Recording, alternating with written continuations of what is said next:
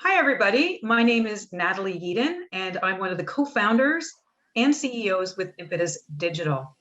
At Impetus Digital, we believe that all great ideas start with a conversation. And really what we do at Impetus is that if we build a number of really cutting edge synchronous and asynchronous virtual collaboration and communication tools. We use these for everything from digital advisory boards, co-author working groups, medical education. We've also just launched a product called Insight Events for large corporate meetings. But as I was mentioning, we really believe that everything important in life starts with a conversation. And our online collaboration platform is the perfect place, not only to start these conversations, but to also continuously build on the ideas and insights generated over time and creating authentic and real partnerships and relationships with the participants who are involved in the process. Having these big, hairy, audacious conversations is how we actually get to start to build and implement change and positively disrupt healthcare. So with all of that said, the idea behind this webinar series is that we want to start the conversation around some of these big or controversial ideas and to discuss the opportunities and issues that the healthcare industry is facing today, along with how technology can help. So I'm really excited to have one of these provocateurs and these thinkers, leading edge thinkers in the pharmaceutical industry. This is actually Myriam Prescott. Myriam is the head of ethics, risks, and compliance at Novartis Canada for the Oncology division. She has a proven track record of supporting and advising CEOs and other executive leaders to drive positive reputation and ethical behaviors and of building trust among the organization, employees, Canadian patients, patient organizations, customers, and all sorts of other stakeholders in the pharmaceutical industry. Myriam has over 14 years of legal practice experience as a lawyer, and she's also been a legal advisor for corporations and individuals, with 14 years of experience working in the pharmaceutical industry as a sales director in both specialty and primary care business, as well as 6 years in leadership roles in integrity, compliance, and risk management. Welcome, Myriam. So happy to have you on the show today. Yeah, good morning. Hi, everyone. Myriam, very interesting background, and the fact that you even did some work as a sales director. You don't oftentimes see a lawyer doing that, and so very interesting. So tell us a little bit about the very interesting trajectory that you've had in your career and how you ended up being, a compliance officer at Novartis. So maybe at the beginning, what I would like to mention is that, this presentation is really based on my personal experience and my personal opinion and does not represent Novartis' position in any ways. So, I mean, yes, I have a particular profile and experience background. And I think, for me, having practiced in law, especially in the civil law domain, representing different corporations, I went to a point where, I needed new challenges. And, the law, when you practice in justice, it's really like straightforward. It's black and white. And for me, it was time to, get new challenges, because I really like this part of being in a business, working with corporation. And this is where, sometimes lives bring you opportunities. So I had the chance to work with people who had really great, experience in pharma. And I joined the team as I started to really wanted to learn more about the environment, because I worked a lot with big clinics, with big pharmacy group. At that time, back in let's say 2000, there were the time where we were building these big pharmacy banners. We're looking for big spaces, and they were, moving into a big change. So I work as a lawyer, had many contacts, and this is where I got in this, wow, this is like really, dynamic, innovative, like business mindset. So I decided to jump in, and I really appreciate all the experience, managing sales team, have this completely new vision of practicing law at some point, but also, being a sales manager, performance driven, That was really like my goal. Really interesting, Myriam. And like I said, I don't think a lot of people in the legal counsel space have ever had that opportunity of really applying, I guess, if you will, law in a very practical, functional business scenario. So I'm really curious about navigating for you. What were some of the biggest challenges and trying to pull that together? Did you find that your approach was very different than the typical sales director? Yes, absolutely. So I would say the main challenge for me was being really proactive, meaning, you have to go out, you have to meet with customer, with institution, and you have to bring your team to that different vision. And for me, it was very different from a lawyer job where you get this, you get it known, you have your own experience background, and customer, they come to you for your expertise. And that was very different for me, that, we had to go out and reach out and to build partnerships. So really being proactive in reaching the customer, making sure we were identifying needs. So you needed to really understand the healthcare system. And this is where my approach as a lawyer really brought this very different dimension from a sales director perspective. So for me, being a lawyer, you have to know everything that is regulation, law, how does it work, the system. So you navigate through this. So it's more easy for me as a sales director to make sure that my team really understood how the system is working, from a healthcare perspective. So then you really can partner with a hospital, institution, and really create a value in the field versus the old vision of being like calling on doctors specifically, like very marketing mindset or sales mindset. So it brings a different perspective. I really love that, Myriam, because in some ways, again, many of us have actually been in the pharmaceutical industry, many of us have been in sales, there's often a disconnect or, a bit of a firewall, if you will, in the fear, if you will, between sales and marketing and the traditionalist, compliance departments, legal departments, almost looking at, oh, here they come again. They're going to put us in a black box. I can't do what I want to do.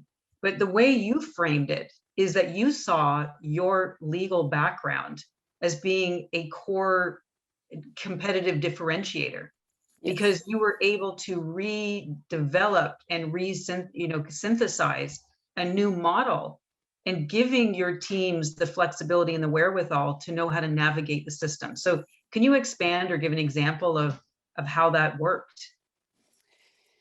Well, I mean, it's, for example, when we were implementing some program or strategy from a, pharmaceutical perspective, I was bringing a different model of interacting or engaging with customer.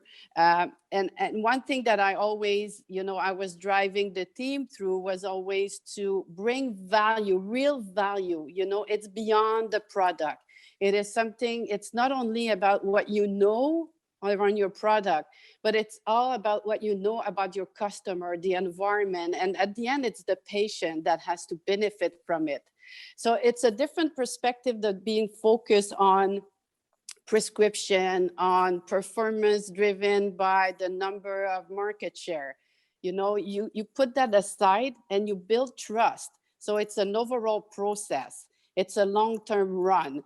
And I think you bring that confidence in people that work in sales and marketing, that, you have to go beyond the pill. You have to make sure that you really understand the environment in which you are working, but also you have to respect the integrity of your customer, meaning that we are evolving in a healthcare system. Healthcare professional, they have their own code of ethics. They have their deontology code. And you have to make sure that you know about these rules. So you set the basis for people to be able to work in that framework in respect of integrity of each other. And that brings a lot of credibility in what you do.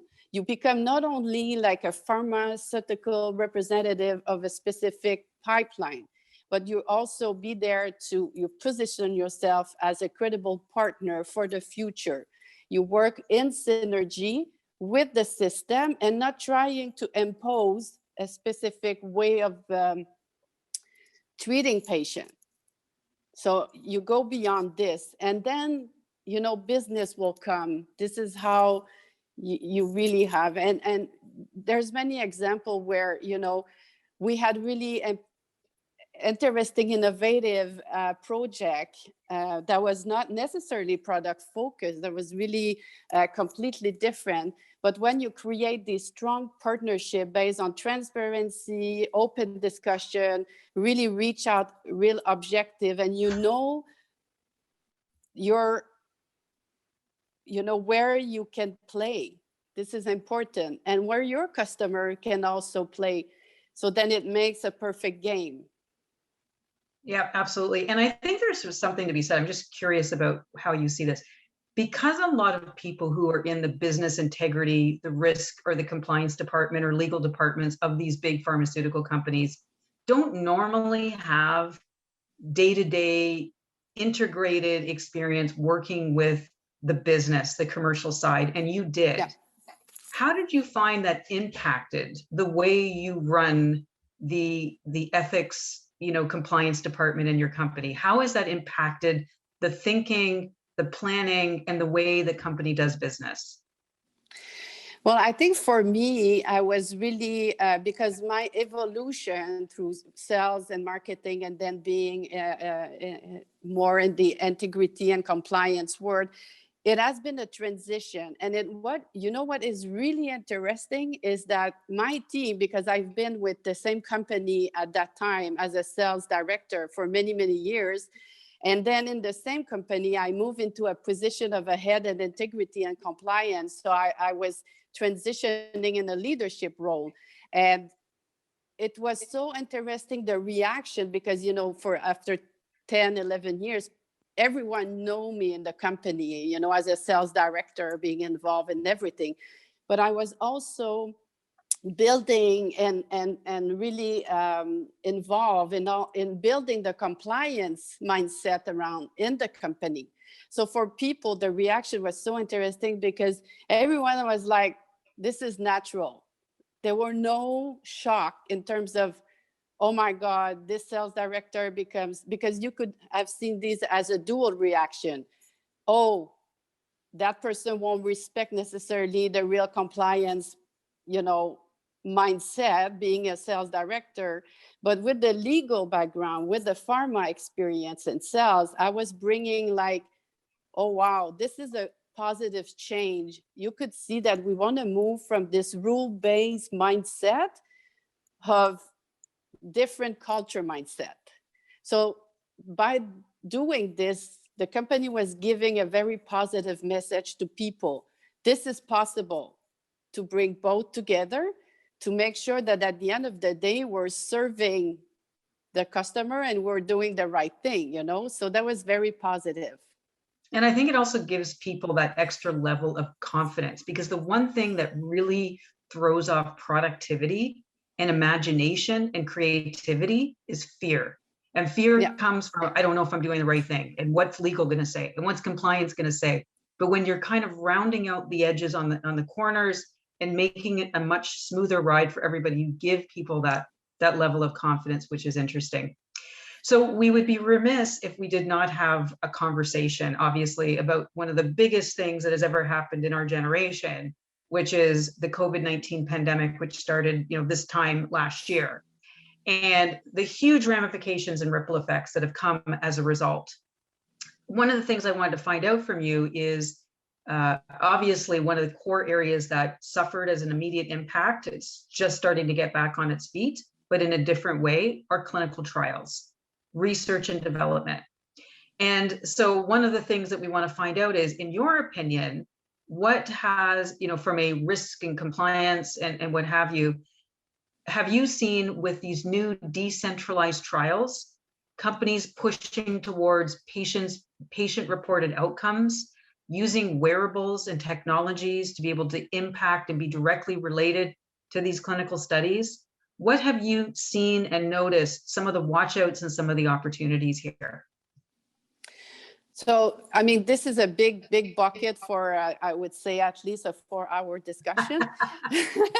But, you know, I think from a clinical trial perspective, of course, I think the COVID situation has brought some acceleration in terms of, you know, adapting the practices in clinical trials to get the new technology in, so we can, you know, continue to do clinical research and clinical trials. And for probably most of the any research company, you know, it's still a challenge, you know, because probably some project has been on hold for because they need to adapt, they need to have new tools, and then they need to also embed all the design of the clinical trials that was initially designed differently. So there will be probably an adaptation. So I think it depends on probably specifically pipelines and what was going on in terms of clinical trials. But I think from a pharma company side, we innovative medicine have already been embarked in that journey for a couple of years. So will that really delay, impact, you know, new medication coming into the market? I think it might have an impact of a certain month of delay, but, you know, people are adapting very fast. And I think this is one of the aspects, surprisingly, and I'm talking from an ethic and compliance perspective, what we have seen is so interesting, because for big pharma company, you know, it's like a bit of a government. It's huge global companies, and there's many rules, there's many, you know, we are in a very heavy regulated environment. But not only externally, the environment is, we have these rules and regulation and laws, but internally also. You know, and what we have seen is people asking themselves in certain situations where COVID had an impact. For example, you know, some patient could not get to the hospital to get treatment, you know, so we were facing situation where we really had to ask ourselves, have we created like so many barriers in the way we are working that are not necessarily adapted to where we want to be more agile and make sure that we're providing a value in the healthcare system. And the COVID was a good example for us to ask ourselves, you know, let's have governance, control, regulation where it's really, really key area. And we might want to be more flexible in other areas, specifically when we have these urgency situation.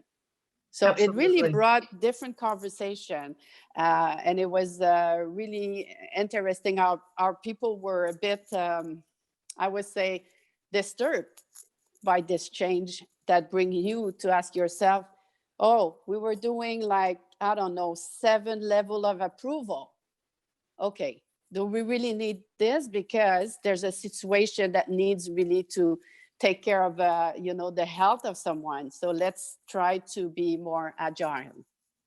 You bring up, I mean, again, we could spend conferences and days and hours on these topics. I mean, they're endless, but you're bringing up some really pivotal discussion points. And again, the reason I love this stuff is this is what Impetus does in our platform, is we have these conversations with people all over the world. But I think what's like you were saying is COVID has been an accelerant. It's been a light, if you will, on some of the cracks and crevices of the system that we just accepted was the way it was. But as you've alluded to, for example, Health Canada and the duration or how long it takes to approve and review and look at data and basically give a stamp of approval was dramatically accelerated in Canada. So what considered used to be you can't run 4 miles in a minute, you know, or you know, the 4-minute mile, right, is now possible. So we've now opened the floodgates of what's possible at Health Canada. So, you know, lots of other things surfaced, like refixing supply chains, starting entire vaccine manufacturing companies, doing testing across the globe, finding supply chains for bringing vaccines to everybody by the time September. What, in your opinion, do you think is going to transpire from what we have learned and gleaned from this in Canada as it relates to new products, specifically oncology and rare diseases, in terms of the time it takes from a company registering it or submitting it to Health Canada and when it's going to land in the hands and hearts of patients? And again, it's my own perspective and my own opinion, but I think, access is, everything has changed in access. Access was a specific, and I think you give a good example. It's a long process in Canada in terms of evaluation. And I think it's going to bring a very different positioning from a drug perspective. So the science is developing so fast, and we're going into these personalized medicine that are really innovative and that will create, huge value for patient. It comes also with a certain cost, from also from a healthcare system perspective. But I think it will bring, again, more focus on the value of the drug, but not the value in terms of cost, but the value in terms of outcome for patient, impact on the length of treatment. For some classic drug that would take, treatment for 6 months, or chronic drug that people are stay on for years, when you have really specific drug that can bring these treatment. They bring back your quality of life, they bring back your, capacities, being with your family. So you have all this value that was not maybe taken into consideration as much. The value of it, I think with the COVID, it has accelerated this mindset around the real value of innovative and new drug that we're bringing into the market. And I think it will be faster to evaluate, because we see that, we can move faster in terms of access. But also, we've seen pharmaceutical company getting together, collaboration for, producing the vaccine. We're seeing, people. So also, I think that brings a different perspective in terms of working in silos in the pharma industry. But maybe we can also moving faster if we have collaboration from other partners. It's so many really great things. I'd love to linger on many of those topics that you brought up. I'm going to kind of start off a little bit when we talk about one of the things that's dramatically been impacted again is we're hearing a lot about how cancer patient diagnoses has been stunted. Again, all the lights were shining on the pandemic and the testing and the diagnosing and the treatment of everything COVID. So all these other serious issues, rare diseases, oncology and diabetes, everything else has just kind of been put on the back burner. So one of the core issues is really around the acceleration of discovery and innovation. And then there's a whole other thing around data accumulation and access so that discovery can happen faster. And so we're seeing this confluence of adoption, technology, and acceleration.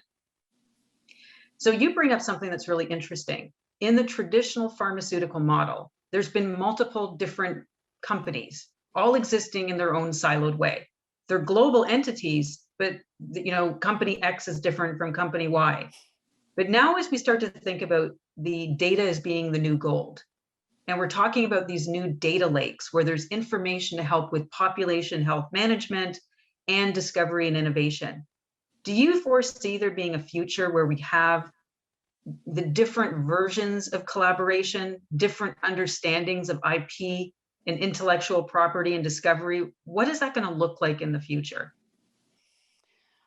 Well, I think that's going to be changing, and also access to data. I mean, there's so many aspects related to data. So, I was thinking for my function and for the legal function, for the data privacy function, not only in pharma, I would say in every business, this is data brings a lot of value because you're able to maybe go deeper in the future value that you will bring, to make sure that clinical trials until, in the market. So I think it's really key, and we will have to work a lot to understand how impactful data are. And it's from a company perspective, but also from a patient perspective, because our first important objective is also to protect, personal data, but we also need it. So it's a very challenging situation. So, and I think it's key for the next couple of years that we really have to be able to have the capabilities to do the right analysis, but also to make sure we are building a really strong data privacy protection, because, and maybe you already know, but many provinces in Canada are changing law, regulation, and the commissioner will have more and more power, and all the fines will be much higher. So you could see that this is coming, and that's going to create, again, challenge into the way we are working right now, versus also all the new technology that we want to bring in that brings a value how patient can manage, their own treatment. And partnering with the healthcare system, which is really, in my perspective, behind the evolution of where they should be in 2020 in terms of patient management with new tools. So it's a lot of work that we will have to really to perform in that area. And where does your department fit or say around government relations, advocacy, and medical associations, and doing these partnerships with organizations and government?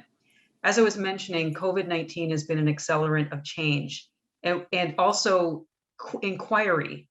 It's made us stop and think. I think what's happened a lot of times in Canada, a lot of for Canadian citizens, is they were under the veil that we had universal health care. And since the COVID-19 pandemic and the realization that Canada is not as big a hotshot as maybe we had proposed to be, and we're having a supply issue as a result, that, in addition to probably other sort of conspiracy theories that we're not, relegating the doses properly, we're not deemed as favorably by some of these companies for reimbursement reasons or access reasons, and and on it goes. Some of the pharmaceutical companies and other stakeholders in the industry may actually leverage this opportunity to shine the light that this has been the issue all along. But unfortunately, the Canadian citizen, the average Canadian citizen, was under the veil that everything was always available. Now that the average Canadian citizen realizes that that is not the case, how do you feel that, as I was mentioning, these various stakeholders can work in an integrous way with government to bring this up as a conversation point? Are we going to start looking at universal healthcare in a different way? Are we going to rethink what pharmacare, universal pharmacare, is going to look like? What are some of the computations, considerations, now that we have this, we have the attention of the general population, and what are we going to do moving forward? Well, it's your volume. Sorry. There we go. Can you hear me? Yes, we can. Okay, sorry. So it's going to bring a different conversation and a different level of conversation, because I think it's a good timing to go back to these transparent communication with government and the industry. And this is not only the pharma industry, you know, it's beyond. It's also biotech. It's there's a lot of people involved now in the healthcare system, you know, in terms of synergy. So, you know, it's also medical equipment, medical device company. And I think there will be opportunity. I wouldn't say that, you know, it will turn like 360 degree, because I know we were more from a governmental perspective, we were more in a cost restriction kind of mindset for the last 10 years. So the ears were not necessarily there from the government. And I think it was raised, you know, lately. But when it happens, these kind of situation, maybe we did not, as a, let's say, a Canadian government organization, did we really have a emergency plan for these type of situation, where if we would have, I think we would probably at that time, we thought that it would not happen on the Canadian soil, that this kind of pandemic.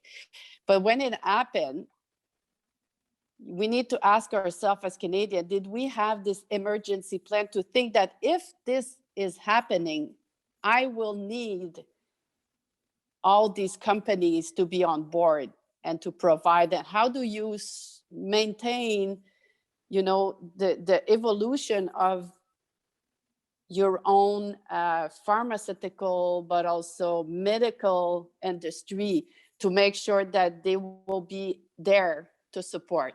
And I think that maybe for the last 10 years, that was not necessarily like that kind of mindset. And I think that will change. So it's very positive for Canadian people. You know, it's for all of us. It has to be balanced. Do you think that this is an opportunity for the pharmaceutical industry to turn their reputation around? Is there enough momentum? I mean, to be honest with you, when you hear the news, I've never heard so much layperson description of products' mechanisms of action or companies' positioning and messaging that I've had from the newscasters and the general public. People are reciting what mRNA is and, you know, everything in his brother. It's pretty amazing. Is this the turning point for pharma that has really reputationally been a bit on the negative side with the average consumer? But I think beyond COVID, it has started much earlier, since a couple of years, where I think we are, and again, it's my own opinion, I think we're doing so many great projects and bringing values, you know, in the medical space. And we were, because we created probably around reputational issues for the past, you know, 30 years, you know, only bad things were mentioned and they happen. So I think we need to be cautious of this. But I think there's also a lot of, you know, great partnerships, great project that we need to have, you know, I would say, to present to Canadian of positive things that is happening. But I think it's a transition, but you're right. I think COVID has bring the fact that when, as a Canadian citizen, when you don't have access, you cannot go to the hospitals, and then you have patient support program that can help you to continue to have your treatment, and that pharmaceutical company are supporting the healthcare system. I think it's very positive. Fantastic, absolutely.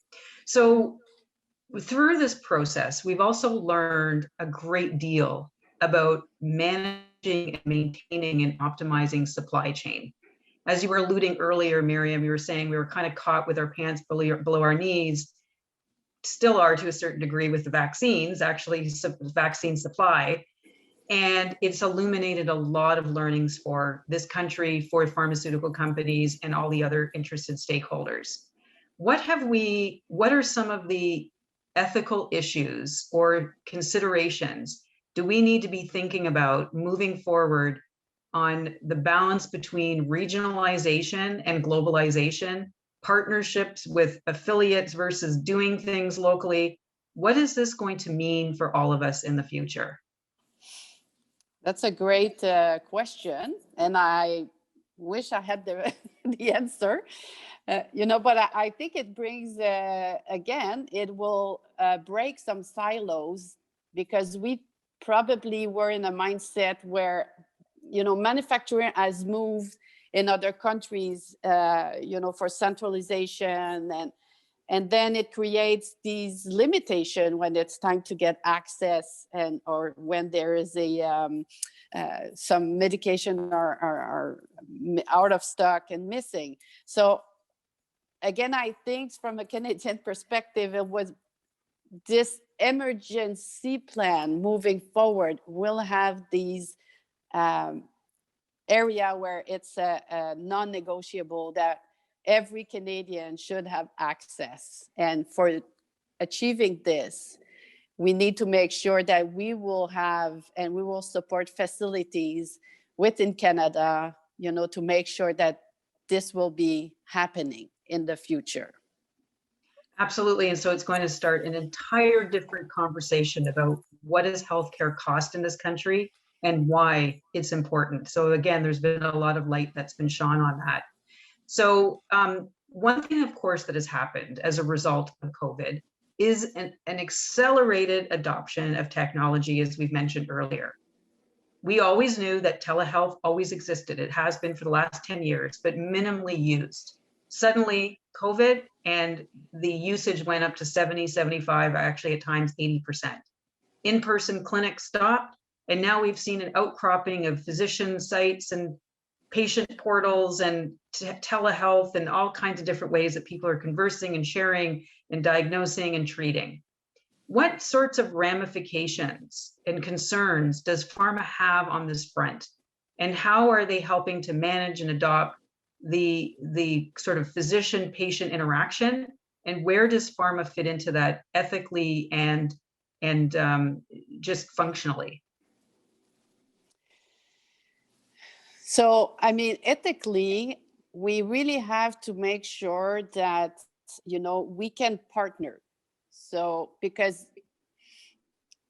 now we really need to identify in the space of, for example, telehealth, what is going on, what are the plans to adopt these technologies, so we can partner, we can support the healthcare system. Because if we do partner and if we help the healthcare system to get these technology for a broader patient access faster, it will at some point really help the healthcare system to be more agile and probably at a lower cost at the end of the day. And I think we need to be part of the solution, because at the end, what we want is to make sure that patients get access to their physician. So, at the end of the day, they will get the best treatment for them. And this is our goal.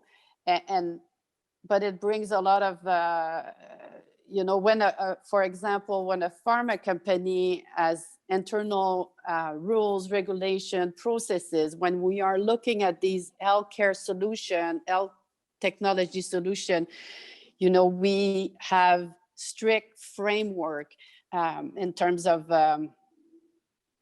expectation, quality, patient safety. So there's a lot of things that we need to make sure that if Novartis, for example, would support the solution, we will make sure that it really respond to all our requirements and even reach a level that is really excellence. So yes, it will bring. So I think for the next couple of years, probably my function will be involved in all these project implementation, working with the government, working with institution on how we can leverage this for the best of the patient at the end of the day, but also protecting. You need to protect the practice of the doctor and you need to protect the patient. Without, having us being too much involved or biased, we will need to keep that balance.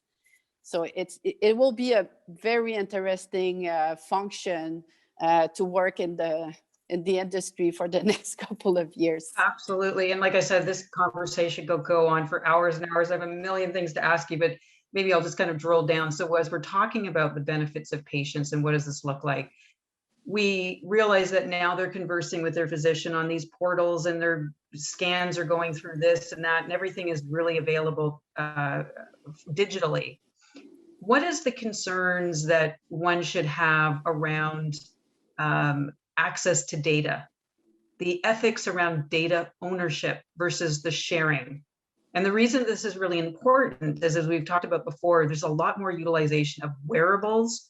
We're even talking about things like ambient biometrics, where information, without even you even knowing, is being kind of sucked through the digital, vacuums and poured into these data lakes to be mined and to be processed.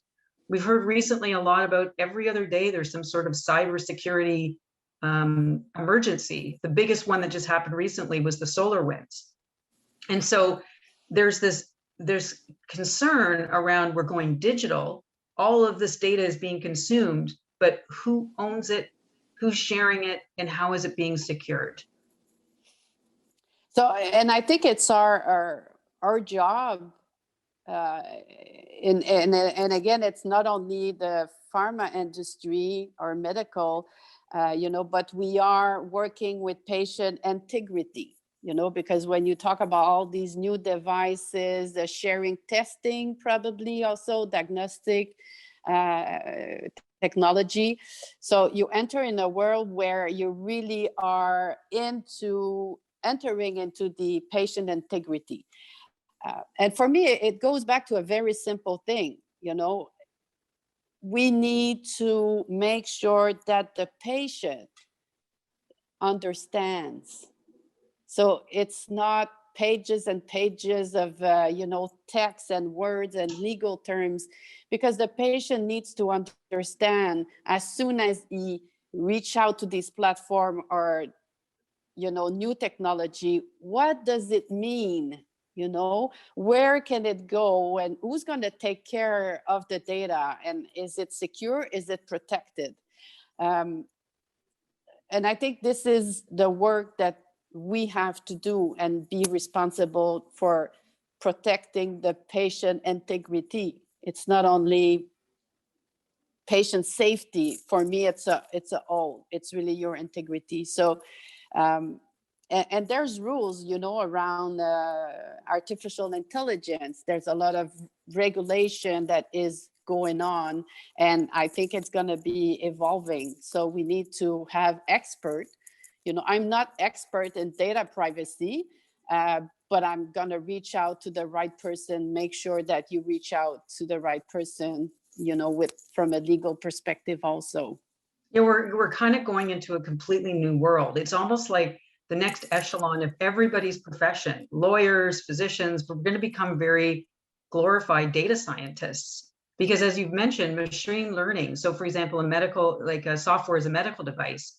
Where it is today is not necessarily the same device it's going to be in 2 years from now, when it is machine learned and adopted using data, and it becomes a different entity. So it's really, really interesting to see in the evolution of regulations and adoption and approvals and all these other things. It's going to be fascinating, and where this all fares from a real world evidence standpoint. Yeah, absolutely. And the physician, into that evolution at such a fast pace, even from a physician perspective or healthcare involved, they have to deal with these new products that are coming into the market that can facilitate their work. But then you need to not only think about, that's going to be much faster. You need to think about making sure, again, I'm going back to that the patient is the person that takes the decision and knows exactly what does it mean for that person. So again, it go back to the consent and make sure that it's right, it's understood. But also from a physician perspective, the physician needs to know that he is also participating in that data gathering from his own data.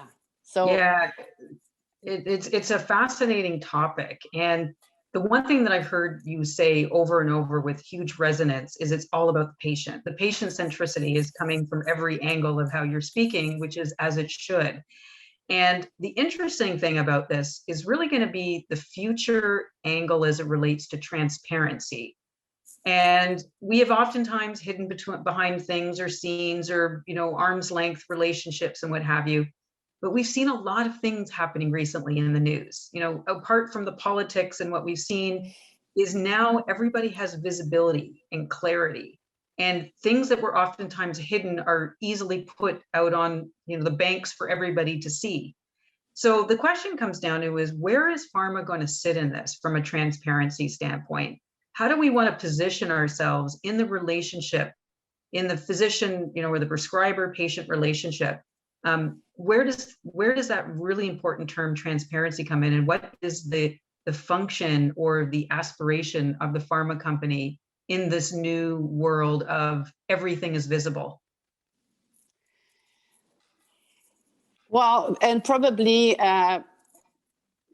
everyone that may be attending this chat will know that we have in Canada Innovative Medicine Association, but if we compare ourselves in Canada versus the United States with the Sunshine Act and the European country, we're a bit behind in terms of transparency in the way we are engaging with our customer in general.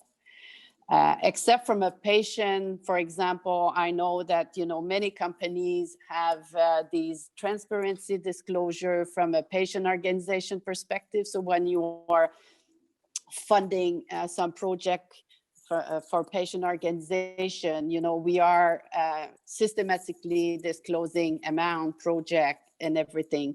So, and again, it's my own opinion, because my wish is to really go for a full transparency disclosure on how we are engaging with anyone in the healthcare system. And I think it's important to move in that direction to really continue to build trust also, because there's many valuable activities that we can provide medical education. There's a lot of great projects, and I think by being very transparent, it opens a window for a better understanding of the value that we can provide. And it also brings people to, it's like anything else in life. When you have to be open, transparent, you ask yourself before doing anything if you're doing the right thing. And you might not have it right at the beginning in terms of everything 100% super right and ethical, but you take all the steps to make sure that you will get there. Absolutely. So brilliantly said. I just want to take it to a slightly different direction here, and really just talking more about you as a leader in the organization at Novartis. COVID-19 has changed the way we do work. And lots of people have actually been launching products in the COVID-19 world. Many people have been hiring new people that they've actually never met in person. Tell us a little bit about what it has been like being a leader during this pandemic. Well, and again, I have a lot of experience behind. So, being working since what, I don't know, 1988. So as a leader, it's so positive what happened. I think for me, it has brought people to be more focused. to care for each other, because it has created a situation where, people have completely different challenge. And I'm going to give an example. Your employees that before were managing their family life, they were all organized, and sometimes they had, family challenges, but that was not necessarily like our focus. They were able to manage this, and we were, adapting to the reality. But COVID has changed completely, because, everything was completely to be redefined. So it has pushed company to really think about, oh, okay, so what are we going to do for our employees? So we really had, as leader, so we had like two objectives: is take care of our employee and make sure that they have everything they need during that transition, but going beyond, because that's going to stay. Because as soon as you change your culture, because it has a huge impact on culture, then so the company was able to really go fast and be agile on adapt. And some of the things that were already asked from our employees, working from home, and you can decide where you want to work within a certain area, and how much time you want to go to the office, what is key for you, because do I have to be there? Maybe you have an important meeting that a face-to-face is really more important, more relevant. So it has been unbelievable, I think, and it has been the human at the center. So it was really good. It's hard to keep it like alive, meaning that, because you have many meetings, virtual, so you have to keep time to reflect with your employees and talk and make sure that, you keep that touch, I would say, on a regular basis. So it has more from a leader perspective, it is, it's a additional work, but it's worth it. It brings a lot of very positive, and I would say more commitment and engagement, one with each other. Yeah, I love it. It's such a great way to end this conversation.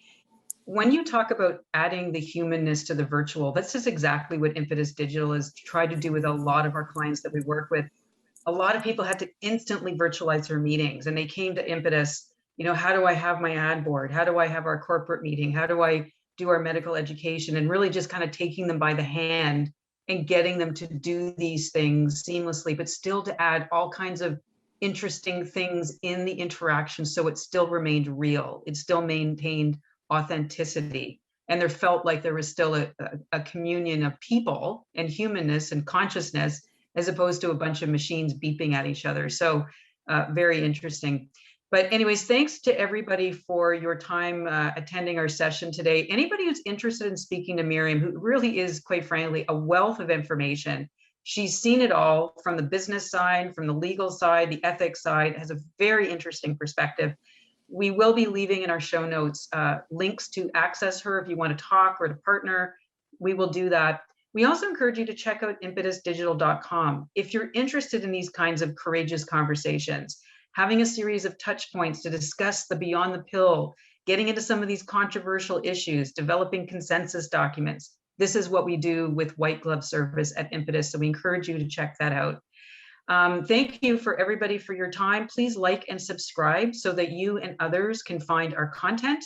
We appreciate it. Thank you so much, Myriam, for a wonderful conversation. And we wish everybody a wonderful day ahead.